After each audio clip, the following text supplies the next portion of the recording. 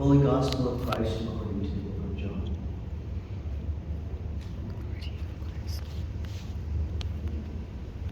Now is the time for judgment in this world. Now this world's ruler will be thrown out.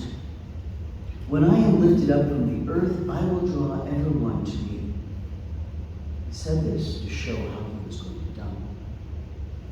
The crowd responded, "We have heard from the law that the Christ remains forever. How can you say that the human one must be lifted up? Who is this human one?" Jesus replied, "The light is with you for only a little while. Walk while you have the light so that the darkness does not overtake you. Those who walk in the darkness don't know where they are going. As long as you have the light, believe in the light so that you might become people whose lives are determined by the light." This is the gospel of Christ.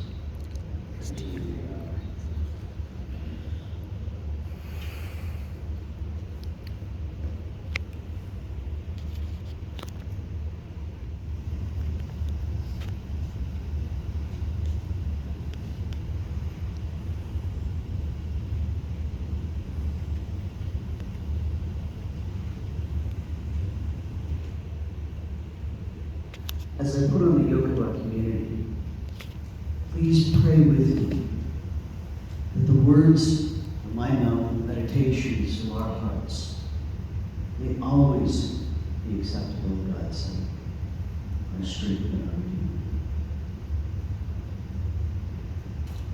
redeemer. Now, be prepared. This is a different style of homily from what most of you are used to on two fronts. One is a little call and response, but more like verse and chorus. The chorus is the end of that gospel plea. Become people whose lives are determined by the light. Try that with me. Become people whose lives are determined by the light. Right. Now, for the second part, I'm going to be asking your feedback on the scriptures in my teaching in a few minutes. That's how we do it in my community. On the plus side, that means I'll only be talking for a few minutes, and on the minus side, this only works if you take up some of the talking. Now that you know that there'll be questions on the material, would you like to hear something again? From the call to worship, we hear, "From darkness light came, and God's power was revealed. From dust life came, and God's image was revealed. From justice freedom came, and God's wisdom was revealed." That's a whole lot of revealing coming from a little light. Must have been a pretty effective light. What was that chorus? Become people whose lives are determined by the light. Say this with me. Become people whose lives are determined by the light. In the prayer of adoration, in all our diversity, each one made in your image, we praise you. Because in Jesus you came to share our human lives, our sorrow, our joy, we praise you. Salt of the earth, you give us meaning and purpose, and we praise you.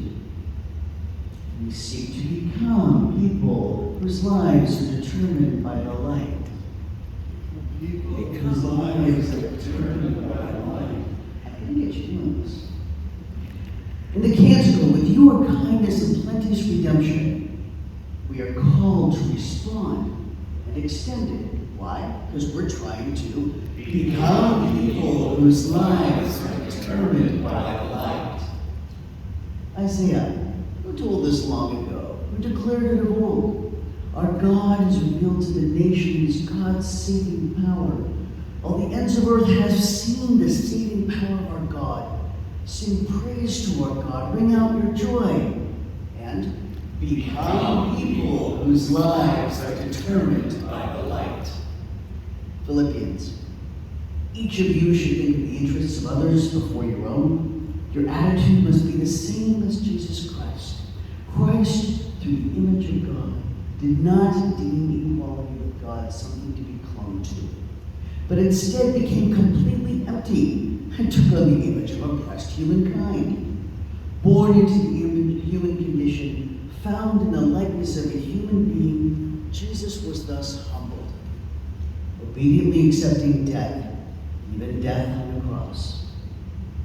He became a people whose lives are determined by the light. With John, walk while you have the light, so that darkness does not overtake you. Those who walk in the darkness don't know where they are going. As long as you have the light, believe in the light, so that you might become people whose lives are determined by the light. How then do we carry the light forth? How do we shine it out? How do we reveal it to the nations? As we leave this sacred space and time, how do we live what we have promised? How do we make vital to our lives what we have vowed?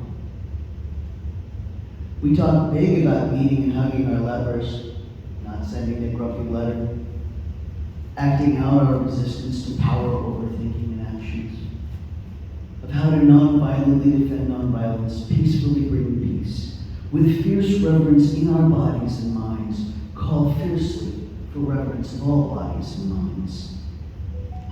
How do we become people whose lives are determined by the light? Brother Lewis reminded us the goal was to make sure everyone's around the table, not under the table.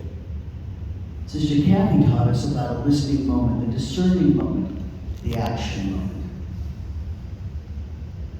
Brother Juniper and Sister Sibylle Jacoba called out the white elephant we need to name as white supremacist patriarchy.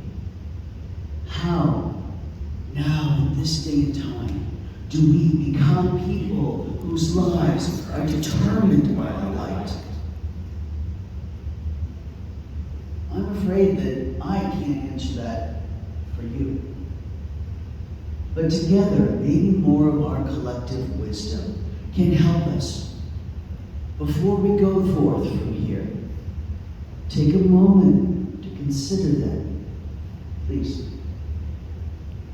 Start sharing what you heard and hear from these words this weekend on how we can become people whose lives are determined by the light.